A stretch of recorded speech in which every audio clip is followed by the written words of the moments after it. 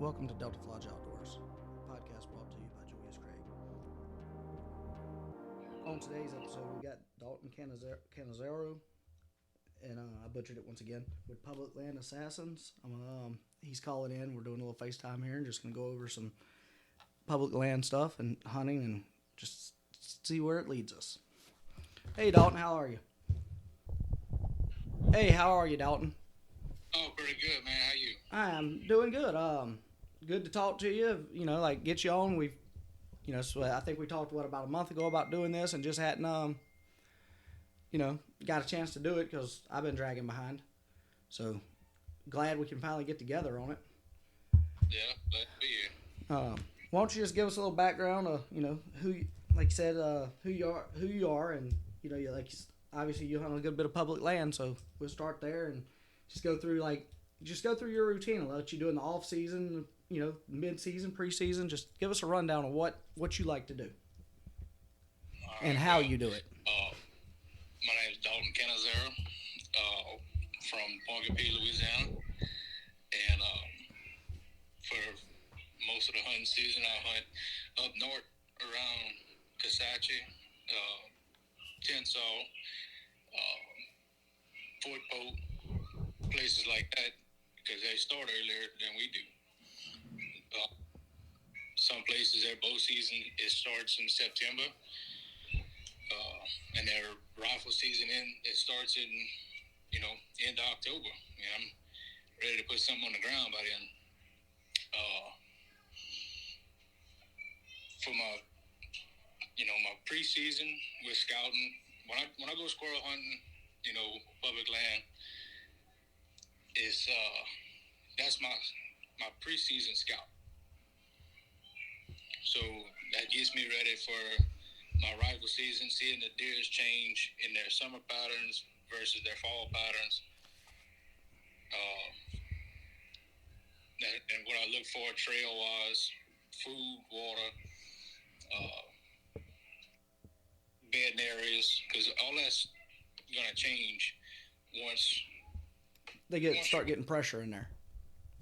I said a lot of that changed when you start getting some pressure in the woods. Right, especially with public land hunting.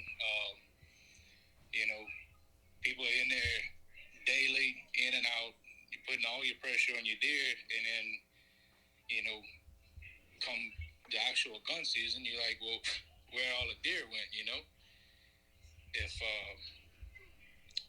If you don't get in there and do your homework, yeah, you might shoot your old nanny or a little spike buck, but to be in the middle of the deer and knowing where he eats at, he sleeps, and he travels, you've got to do your homework and get in the woods with the deer. That's what like you said, bed hunting and everything. I know you may be familiar with it. A lot of people like to Dan Infalt.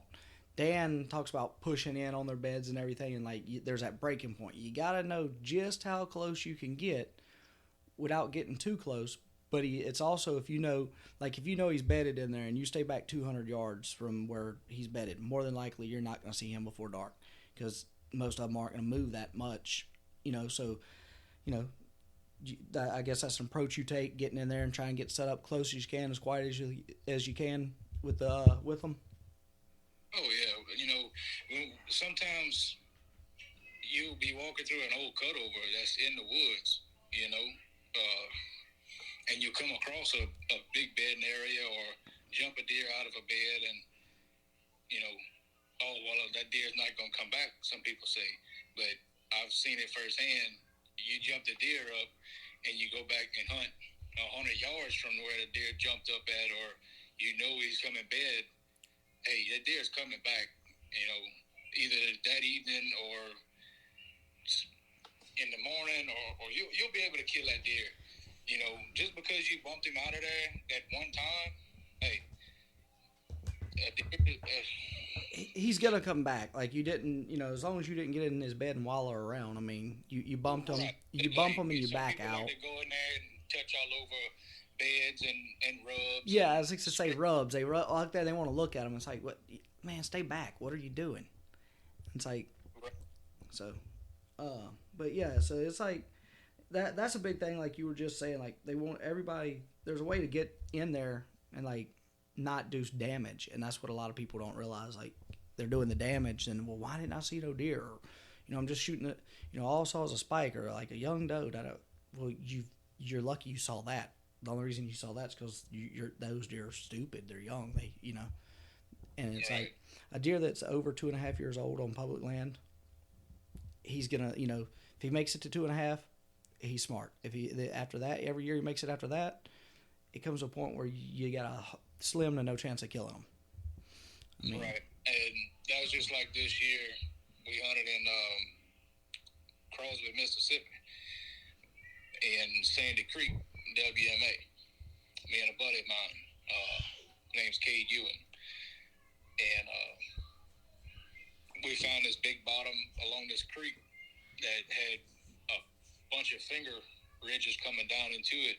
It was a big oak bottom, had a bunch of acorns, and you can see where the deer was crossing the creek in several different places to come into this bottom. We didn't know when they were coming, but every time we would show up, they'd have a new rub or a new scrape on the ground, or there was rubs that were freshened up within the last 24 hours. Mm-hmm. And so one day we get in there, and Kate sends me a picture of a rub on a tree, probably,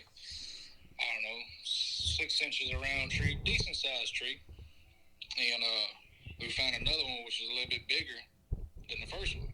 So I was like, man, we got to see this. He's got scrapes big enough to put a ground blind in and you wouldn't touch a leaf. And so me and him, we ran, I think, 5 or 6 different cameras. And it is legal to run game cameras on that particular WMA. And you have to have your name and hunting license number and all kind of other stuff on it, but it is very legal to do it. So it took us about a week after we put the cameras out to figure out where this deer was coming from, where he was sleeping, everything about this deer. To get a good pattern of them. It took you about a week to get them kind of patterned, huh? Yeah, we was trying to get him patterned, because we only had a couple weeks left of the season. It was the second week of January, and the last day to hunt with your gun over there was January 31st. So it was crunch time. So we did a bunch of scouting, bunch of walking. I think we walked 9 miles one day in a circle between the two of us, and finally found enough where we figured he was crossing, scraping, rubbing, and all that. We found one scrape. He was about as big as my kitchen table, and I was like, man, this is where we got to put a camera right here for sure. I don't care where you put another one at. We got to put one right here. He said, all right, well, we put one right there, and then I think that was Sunday evening. We went back, I want to say that Friday morning or Saturday morning to hunt, and we didn't see much. Seen an old doe, but we went and checked the cameras, and come to find out, we had us about a 3.5 to 4 year old mainframe 8-point with a split brow and a kicker coming off his G2 on his left side. So he was a pretty big deer, and if I had to say, he was probably 130s, 140s. And me and Cade found this area. It was like, man, we got to hunt right here. So he goes hunting. I didn't get to go because of job. So he gets in there about 11:30, midday hunt. And next thing you know, he calls me at 1:30 in the evening. Man, I just shot Big Louie. I said, really? He said, yeah. Remember that spot where we was talking about? He come down the ridge and was crossing through that big oak flat, and it was going to the creek. I said, well, all right. So I jumped in the truck and we hightailed it over there. Well, come to find out, after about 3 hours of searching, he shot a limb. And that was pretty much a heartbreak for him. And but we know the deer's still in there. he was in there the year before because we found previous rubs bigger or about the same size we found, and I think that's his home. So, early season this year, if you've got his core area figured out, if you can hit early season on him, you ought to have a good shot, like good chance of getting them. Yeah, that's what we're hoping for, and we're gonna kind of run some cameras early season just to see, and if he shows up, it'll be on. Yeah. So I mean, what type of area is like, say, like you was talking about Fort Polk earlier? We'll use that one. A little familiar with it. You got some big clear cuts and some old, where it's been recently cleared, and then you got the growing back up, and you got the big pines and everything. Right. You find transitions between the trees there to hunt. What is your go to when you see it in an area kind of like that? What we look for, say, the deer up there are kind of funny. Sometimes you'll see them in fresh cut over because they're just curious, and you might get a crack at one, or you might sit on a freshly cut over there and might not see a deer. And then you go to a 6-year cut over that butts up against some thick pines and just slaughter them. Yeah.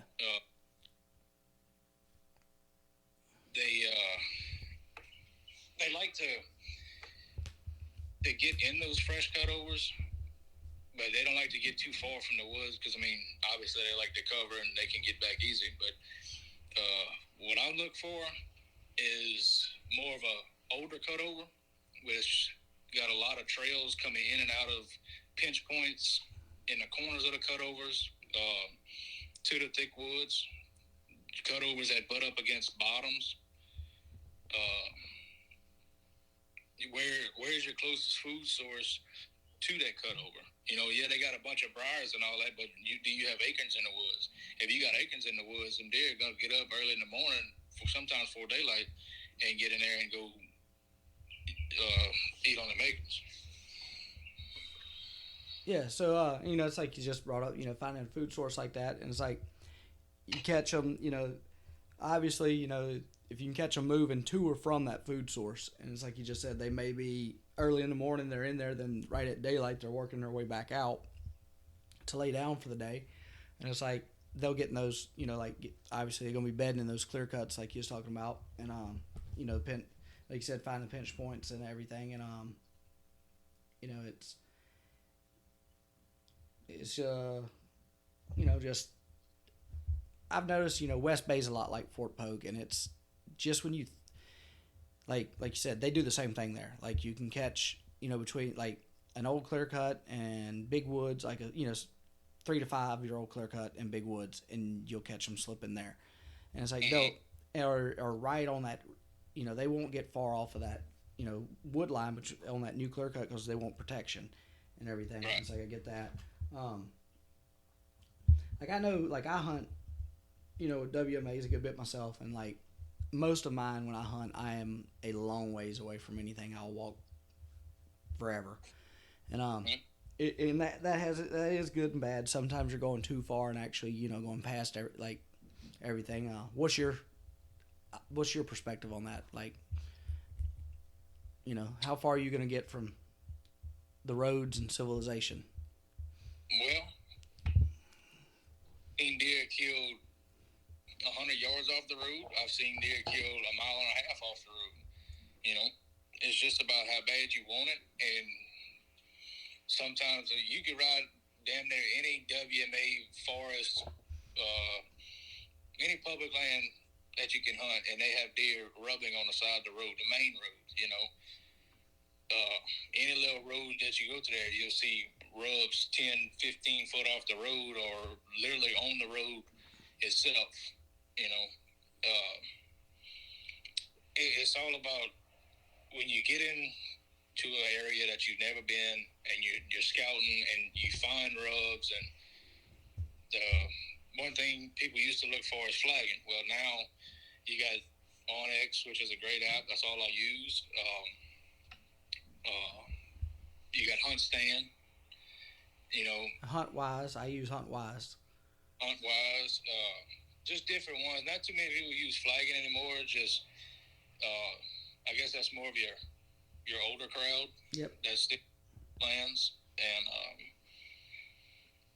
but you just got to take that chance of say walking 200-300 yards off the road, you know, and just being in a good area. Yeah, you might have somebody walk in, you know, and set up next to you or within earshot or something like that. But I got a friend of mine, Brandon Lejeune. He's on the page also. Me and him set up when we go hunting maybe 150, 200 yards apart from each other, and damn near every time we either one of us kill or both of us kill.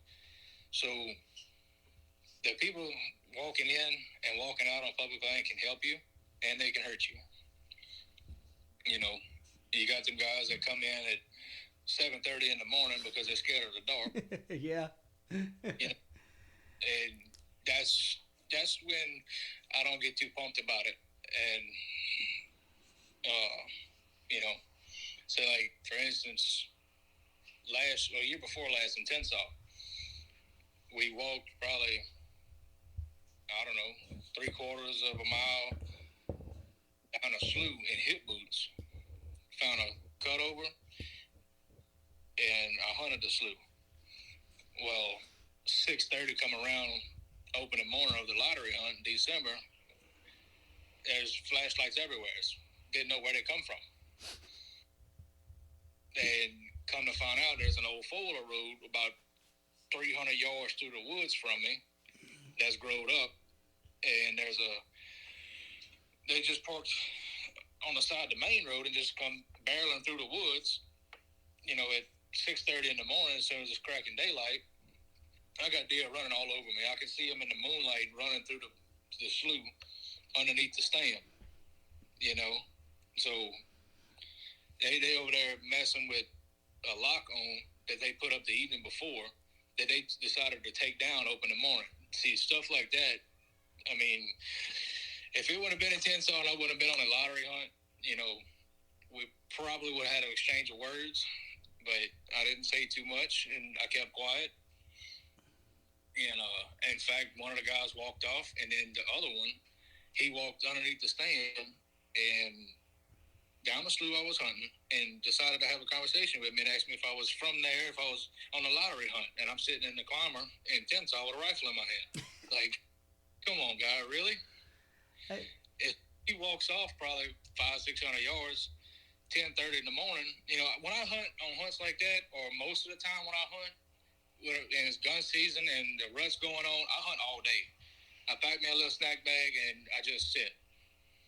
You know, he comes out at 10:30 in the morning and just walks right on by. And I don't say nothing. You know, we had our differences that morning, but it wasn't an hour and a half later. You know, and this was a Saturday morning, so that was our last day, because the hunt was on a Friday and a Saturday. And old Doe come by with another one, and she didn't make the cut. So, like I said, it can help you, it can hurt you. As far as how far you go, you know, it depends on the terrain and what you want to go to get to where you want to go. And you got to think outside the box. Okay, if somebody else walk up on me right here, what's my surroundings? You know, where's the closest road? And, you know, you got to pay attention to where you're hunting versus where if you want somebody to come in on you or not. And if they do, which way are they coming in? Are they coming in front of you? Are they coming behind you? You know, how is that going to affect your hunt? I mean, yeah, and I get it. The argument is it's public land. It's nobody's area. But it's all about the respect of other hunters. And, you know, if I'm coming through the woods at 5:30 in the morning and I see somebody's light coming through the woods, hey, partner, no problem. You got it. It's your spot. I'll go find me another one. I'm not the one that's gonna go jack up and sit in a tree 75 yards from somebody, and he sneezed. I gotta say bless you, and he can hear me. I was on West Bay a few years ago, and Yeah. I watched a guy. He's fighting across this clear cut to get into where I'm at. I mean, you can see me. I'm 25, 30 foot up a pine tree and a climber. I got my orange on. I've got an orange hat on. Like you should be able to see me. He never did because he's fighting his stand through this briar patch. Like it is, and I'm laughing. Like I ended up videoing the dude because like it was great. Like it was entertaining. He fights like 600 yards across here. Gets to because the road was like 800-900 yards from me. I was on the back of a big clear cut where it went into a pine. A big clear cut where it went into an oak flat on a creek. A little slough area. So I was hunting that, and I could see the road. So I saw him park, saw him get out, and he fights his way all the way across. He comes out like 100 yards from me, and when he steps out like on this clearing, between the clear cut and the oak flat, he sees me in the tree, and you can just see the look on his face. He's just like, and he turns around like he's like, I'm sorry, and like he's gonna go back, and I'm like, dude, just go like a couple hundred yards, climb up in a tree, but when you come back to me tonight, because it's like 10:30 in the day, I was like, come back to me this evening before you leave. I said, there's a trail we can go out right over here. I was like, you don't have to go through that way. He's like, oh, that'd have been a lot easier. I'm like, dude, he's like, you could have hollered. I was like, dude, I was having too much fun laughing. Like, I was like, you deserve to hunt back here. Like, you put the effort in. I was like, you may not have saw me, but you worked your ass off to get here. So like, just go a couple hundred yards over there and like, good luck. And but he was like, as soon as he saw me, he's apologizing and everything. You get guys that are like that, then it's like you get guys like you said that just look at you like, what are you doing? And it's like, and I think in one of our earlier conversations this year, you talked about, and I'm not gonna call it, names on the wildlife management, but certain ones you go to, like if you're not a local and from there, you'll get treated like so, like. And it's like, and it's like, it's just a bad rap to give people because it's like, you don't, as a state, we should do better, people should do better, but Louisiana gets a bad rep everywhere when it comes to stuff like that. It does, and that's all about as being one as a hunting community. Mm-hmm. We're do the same thing. We're all about to do the same thing, and we're all after the same thing most of the time. Some of us might be after ducks, some of us might be after deer, not too many people squirrel hunt or rabbit hunt during the deer season. I mean, which you can, mm-hmm. but nobody really does that because they respect the deer hunters and they don't want February the 1st to February 28th. They get wild on those squirrel and rabbits. They out there every day. But oh yeah, they hammer that last month.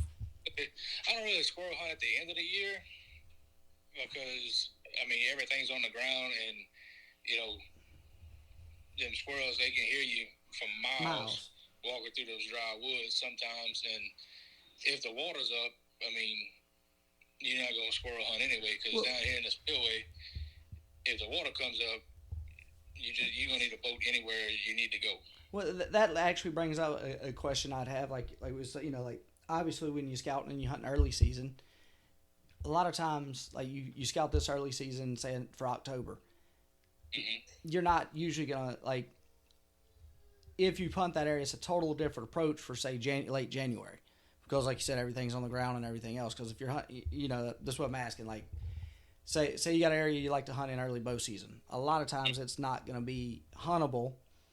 Is it gonna be as huntable, or is it just it's for that time of the year? Like January's gonna be a total different approach to it, or a different area. Depends on what WMA that you want to hunt, because see, around the spillway you got Sherburne, Thistlewaite's not in the spillway, but it does flood, and you got Richard K. Yancey, which is about 40 minutes from my house in Concordia Parish.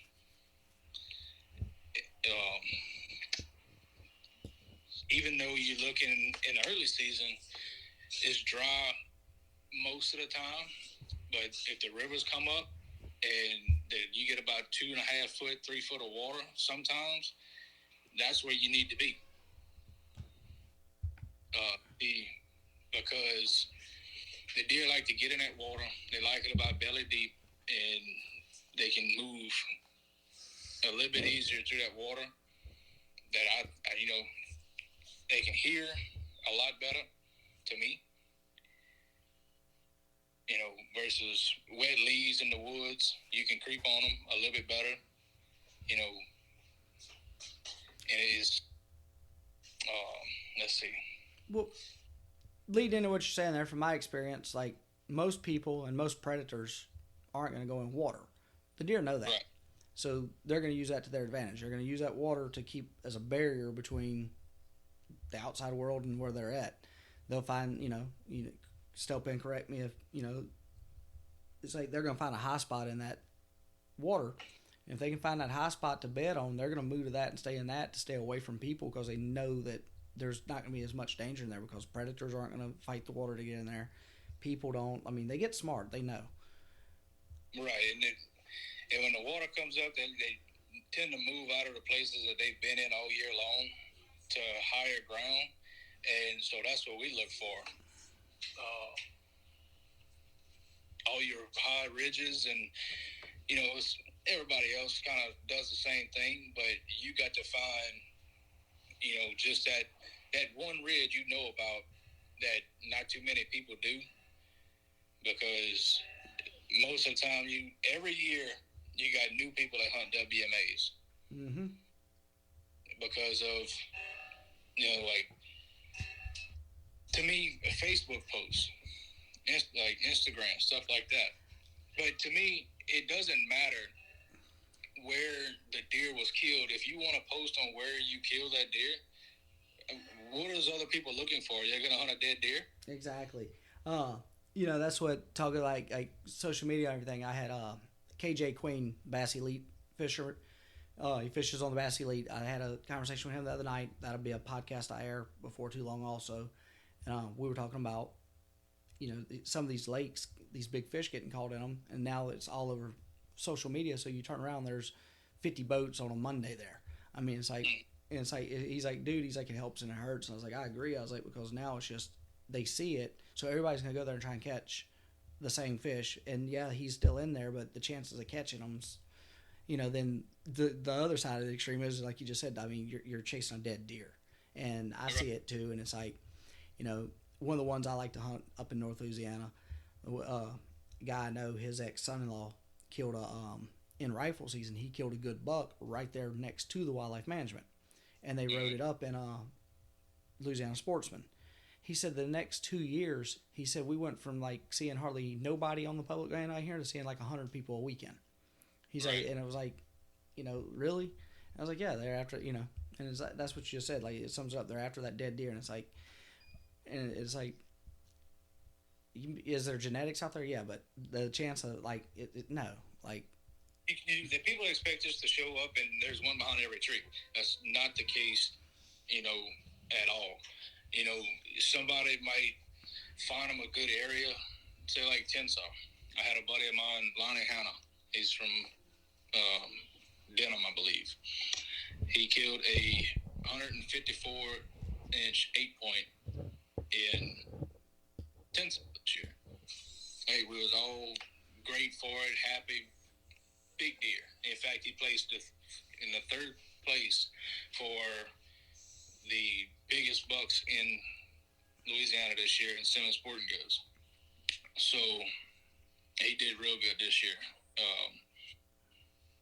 And I posted about it on the page, and we got some backlash off of it because I put where the deer was killed.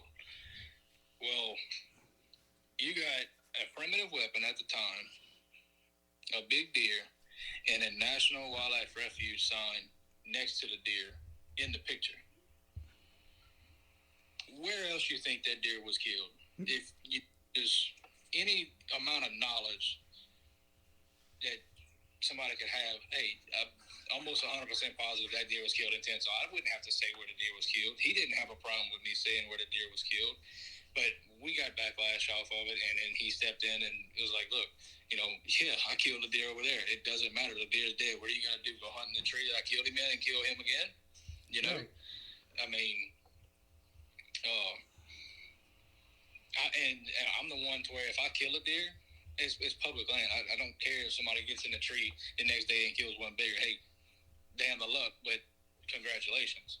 Right, and that's a big thing there, and it's like it goes into what I was saying earlier. It's like yeah, as sportsmen, outdoors, instead of fighting amongst ourselves, like we need to stick together because like you get that if it wasn't for the squirrel hunters and the rabbit hunters and the bow hunters and this hunter and that hunter, then the duck hunters wouldn't have the money they have, and it's just I know like they have more, but you understand what I'm trying to say. Like conservation works together with all of it.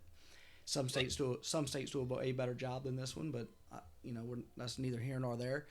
But something with that, I was reading an article the other day. They said that our deer herd population has went from 1 million and to like 500,000 in the last few years because of poor management within wildlife and fisheries from the lead biologist, and it was the old biologist saying it. He went to a meeting and told him that.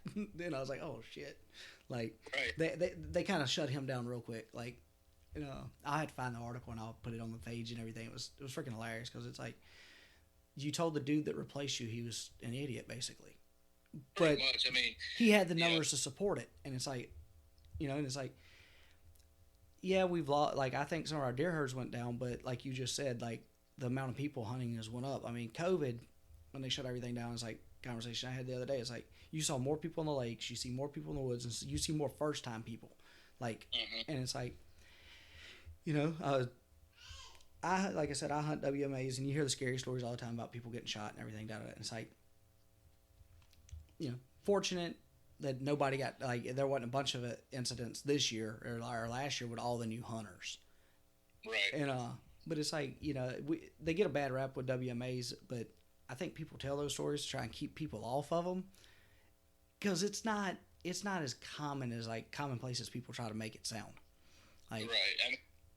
And as far as hunting in more open woods, me personally, I don't see a lot of people hunt open woods a lot. I'll hunt them every now and then, but it depends on where I'm at and who I'm with. mm-hmm. As far as like pipeline hunting and highline hunting, which I mean, I think that isn't permitted on WMAs. I don't think. It's not, but you got, I don't know, 3,000 yards of pipeline, and you got 7-8 people that hunt on that pipeline that day with a high-powered rifle. How far do you have to get away from them to kind of feel at a safer distance than you would be hunting in their lap? Yeah.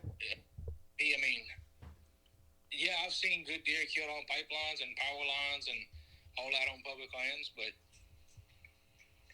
there's always that thing in the back of your mind that what's past that deer, whose truck is past that deer, what kid is down there, yep. Who decided to bring their kid, hunting, and something bad might happen. I sat down on Thistle 8 one day in my truck because it was raining. I pulled off of the pipeline, but there was somebody hunting down the road, down the pipeline. Well, it was rifle season. It was raining. It was cold. And I seen some deer come out almost at the beginning of the pipeline. We wasn't 150 yards from the deer, And this guy's, I think he was probably about 250, 300 yards down the pipeline itself. So the doe comes out, and then a yearling comes out. Well, next thing you know, he starts cracking shots. One deer falls, the other one bucks and takes off because he done shot twice.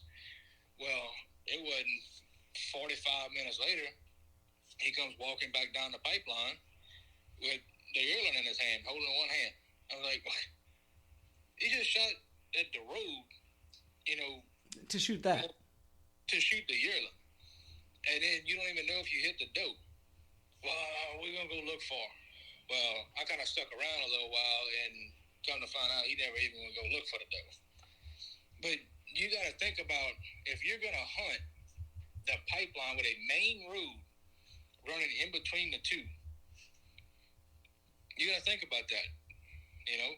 Wild hunt's so far down there that you have to shoot back towards that road. And there's nothing blocking the other side of that pipeline, so other people are walking down that pipeline and hunting down there because they want to get away from you. Yeah. You know? Yeah. But What? Okay, say you hunt 100 yards off the main road on that pipeline, but you're in a ground line. Everybody sees you. Nobody's gonna, go hunt in between you and the road. Hopefully, but you still got 2,000 yards of pipeline and 3 different roads you can access from another side. Yeah. It's people need to, just use common sense is the biggest thing. And that, I think that's a lack of what, people have nowadays. What would you say is your favorite public land to hunt? I'm not trying to get not a name of a place, but no, I'm not saying name the public land you like to hunt, not the favorite specific location, but specific. What do you look for on? It doesn't matter where it's at, but what's your favorite style of? What I'm trying to say. Where would I want to hunt? If what do I look for to hunt? Correct. Yeah, that's what I'm trying to. Yeah. Okay. Well, me, I'm looking for thick woods, creek bottom crossings, sometimes oak flats. It could be a thick pine thicket that butts up against an oak flat, because I've killed deer coming out of that thicket into the oak flat. Love you, baby. Mostly hardwoods like oak trees and stuff like that. Common stuff people would normally hunt. Yeah. But it's not. I ain't gonna say it's easy to get to. No, that's what I was gonna say. You got it. I know I got some that, like you said, I look for the same stuff, but it's I might go past 3 or 4 that are like that to get to the next one. That. At one specifically, Yep, I'm going to it, and then I walk past 5 of them to get there, but that's the one I want. And it's I carry I usually carry an old man climber with me. When I'm hunting them. What do you carry? All I carry is a Summit Viper SD. Okay. And I've had guys that's boarded before and had old mans or API or stuff like that, and at the end of the hunt they wanted to buy my stand because it was like, this old man or this API, this is heavy compared to this Summit. I was like, I could look on my back and walk for miles, What's your Summit weigh? About 23? What is that? The Viper's 23.7 or something? 22 maybe. Yeah. I think it is. See, and it's the old man I have mine's super light. It's 24, 25. Yeah. It's I don't have a heavy one. My backpack I carry half the time with all my crap in it weighs more than it half the time. Yeah, see, that's what I do with mine. I'll take my backpack with all my stuff in it and throw it in my climber and then put that on my back and just strike it and, forget it's back there sometimes. Yep. I start climbing ridges and putting my fat butt to work. Yep. That's the bad thing. You get back there, you're way back like that, then you kill one. You're like, oh, crap, I got to come out with it. Somebody call air support. Yep. So yeah, I mean, like I said, and it's you're looking for stuff like that, and obviously if you can find where the trails are coming in and out of that, and some bedding, when you're looking for bedding areas, what are you looking for? Group of area with a bunch of beds in it, some scrapes or rubs close to those beds. In the high grass, or what they call pop canes around here. Mm-hmm. And if you're from around here, you know what a pop cane is. For people that don't, it's it's a little cane reed. They grow about 4 foot tall, and they literally have little joints on them. And when you crack them, they pop. So we always call them pop cane. And the hogs love them to bed up in. The deer bed up in it. So, I mean, you can find so many trails on those pop canes to get to an oak ridge or a swamp bottom or a cypress bottom, and you just don't know which one they're going to be on. So you just got to get the luck of the draw most of the time to find a decently good used trail or rubs, or if you're up north, you're looking for I think they call them the little mulberry bushes, like the little purple. You talking about the little bitty purple? Yeah, you know what I'm talking about. The little bitty purple buds with the big wide green leaves on them. Yeah. Here, love those. That and another thing up north on some of the ones I hunt, it's a black locust tree, I think is the proper name, but it's got those bean pods. Oh yeah, a sandy bean. Yeah, if you can, and it's a black locust, I believe, and if you can find those when they're producing, because they only produce like every other year or every like third year. It's some weird, like, so not all of them produce at the same time. So you find that once you get that, and it's like September, October is usually when they're really going. So it's like if you can find them in a place that bow season opens in September, you're in good shape. A lot of times the first, second weekend of October rolls around, they've already ate all these that they can get to, because they like soon as they get where they can eat them, they're knocking them off the tree eating them.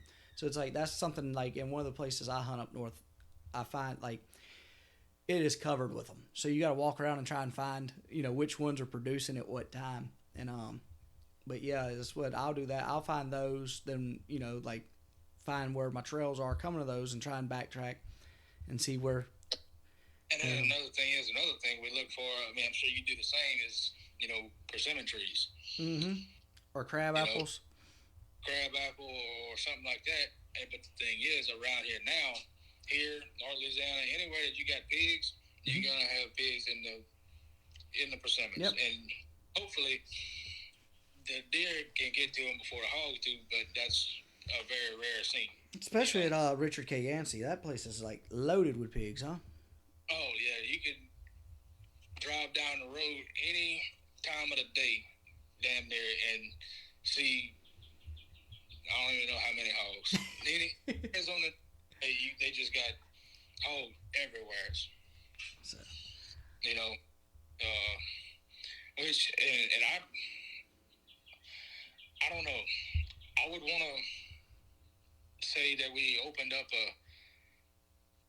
let's say like February.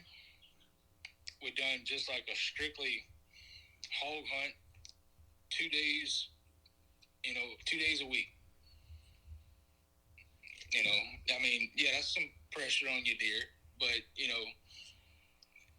it's not like they're dropping fawns, or they're rutting, or I mean, you got a whole year damn near for the deer to come back into the area. Yep. Or new deer. Yeah. Yeah, we kill a lot of them during the regular hunting season, but that's still not enough. At least, maybe not as far as going to shoot them, but maybe letting people go and trap them. Mm-hmm. See, I know certain ones they'll let you run hog dogs on in like February. That's it, I believe. And I think Richard K. is one of them. I know Pearl River is, and but I'm not too familiar with like anything, I guess, south of 10. Yeah. You should say. So, I mean, I know a little bit about it, but not enough to where I'm gonna just bail off in the woods and go play with hog. Right. Oh, I agree. A hog will hurt you like quick. And I know I hunted the last week of season. Excuse me. The last week of January, I went deer hunting, and I was scouting, and I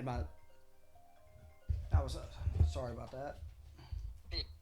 So I was scouting, and rounded the corner, and ended up rounding the corner on like a almost 200-pound sow with piglets, and I had my .22 rifle with me because I could squirrel and rabbit hunt with it, and scared because it was bow. It was bow where I was at. I ended up having to shoot it like 5 times, and I'm hitting it every time. But I was shooting like 40 grain, like round nose lead heads. Finally, I got a like head on shot and killed it, and then I'm like, well, shit. Now I got to butcher this thing up because it's a good sow. I'm not letting it go to waste. Right. Yeah, I wouldn't let a sow go to waste. Now, a boar, that's a different story. That was a workout, because by myself, getting it, and So I took care of that, but it's like, that's the biggest thing. Like, know your surroundings. That goes in anything, but know your surroundings. Right. Like you said, like hunting public land and everything. What would be like somebody new to hunting public land? What would be the top 3 things you'd tell them? First, before you just bail off into the woods, come into a new place, ride around in the off season in your truck or your 4-wheeler. Go scout it. But don't venture off too far into the woods until you know where every little road meet, or get your bearings together for this certain area in case you get turned around one day. Yeah. If you're in the woods one day and you get turned around and you don't have cell service and you didn't mark anything walking in, how the hell are you going to get out? Yep. I mean, yeah, you possibly could follow your foot tracks back, but, what if the ground's dry? What if you just completely don't remember where you went? Always carry you a pocket knife. You don't have to mark anything with flagging. You can take a pocket knife, knock some bark off the tree, every 60 yards, 70 yards maybe, so you know where at least your trail's at. Yeah. You don't have to put flagging up, and not too many people's gonna notice, a piece of bark's missing on the tree, Yeah. Most people aren't looking for that, like that. That's a good one. So. Now I've seen trails that people been hunting there for a long time and got flagging every 3 foot. It looked like the interstate down there. You can see them 150 yards through the woods with flagging. But I've even seen them go to Walmart before and get the lighted garden lights, like the little ones you put in the garden around the front of the house, and literally have them 150-yard trail through the woods with the garden lights. On public land? On public land, just so they can see their way out. That's incredible. Oh, wow. I hadn't ran across that one yet. Yeah, well, and that's a true story. I hadn't ran across that one. Now, I used to hunt with a guy that, talk about his ribbons. Yeah. He ribboned everything. And the place I was hunting in January, he had hunted it last year in January. He hadn't been back. And I had no clue where he had hunted at. I go walking to scout some, and I go walking and I find some ribbon. And I make this loop and everything. And I get to laughing because I come up, he had left his ground blind. And I remember him, he told me about that. I'm randomly walking through this section of woods, find some flags, work my way back through, and Lord and behold, guess what I find? His ground blind.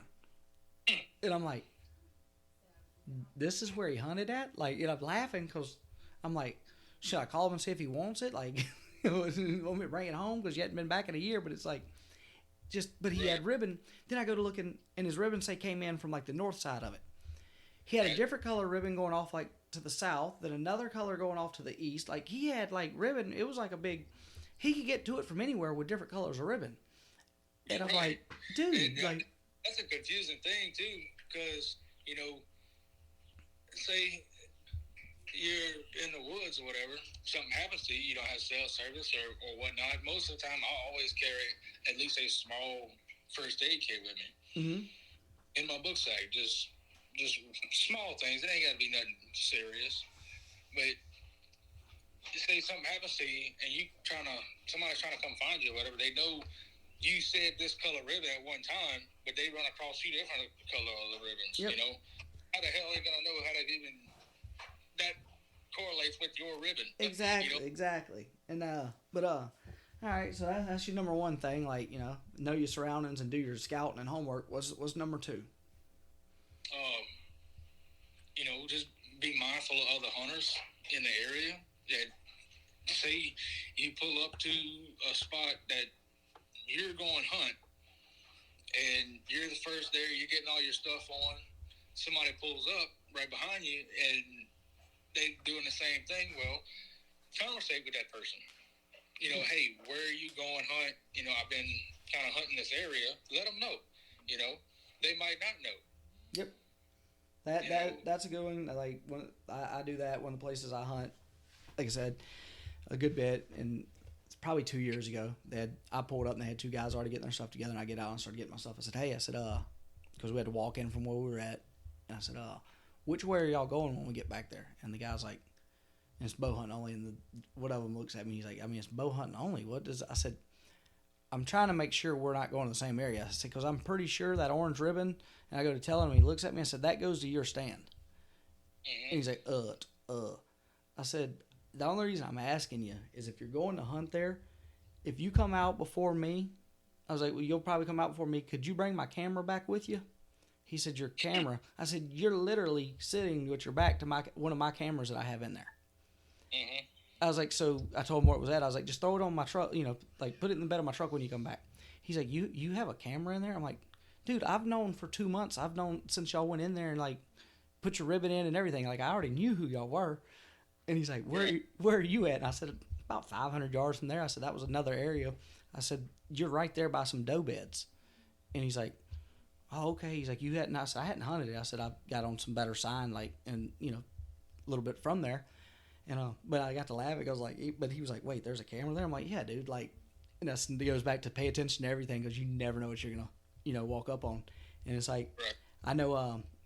I sent Steven Davis the picture of and I need to send. I'll send it to you after this. I found a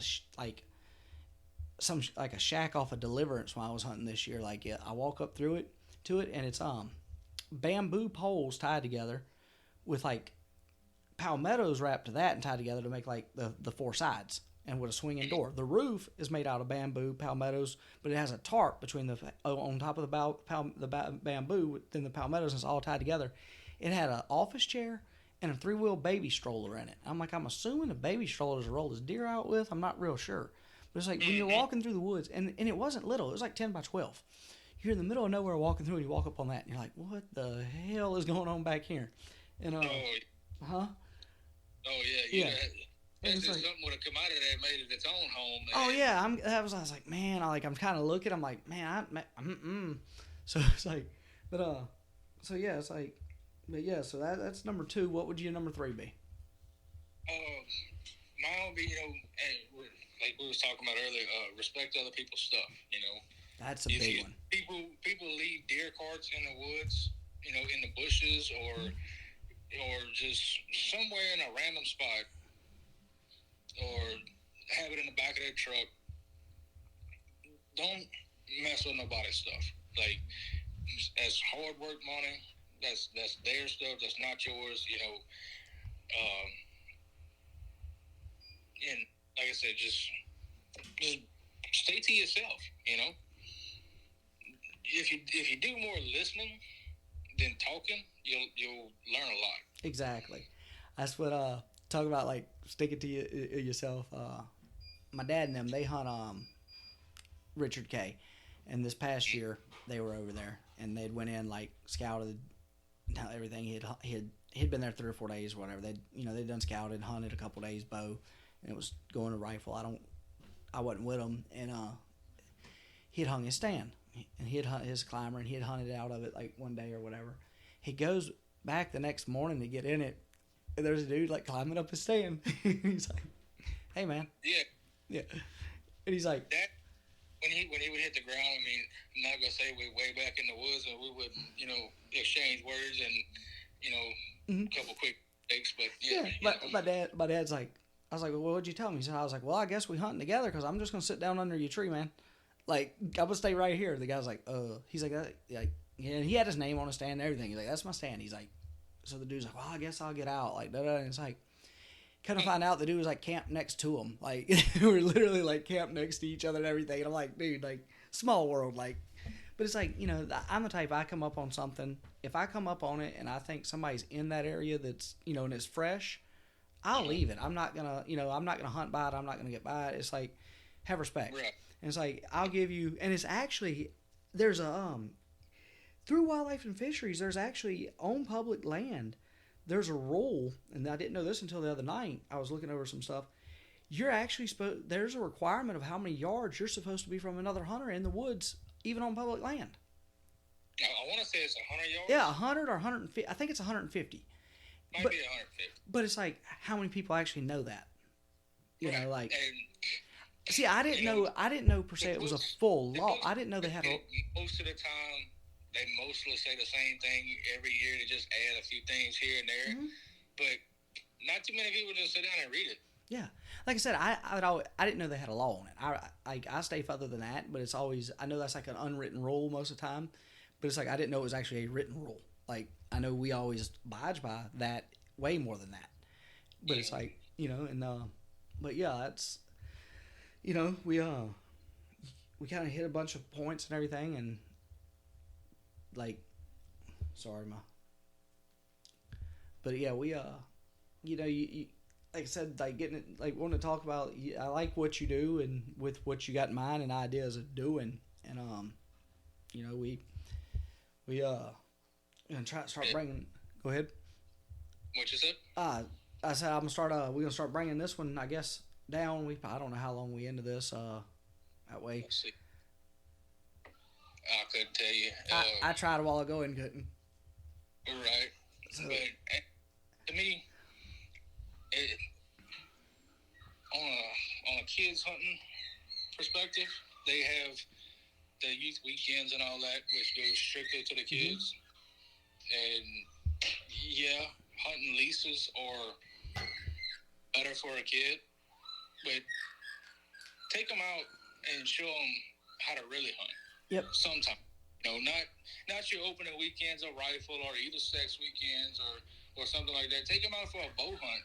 Mm-hmm. We take them out in the woods and show them what to look for.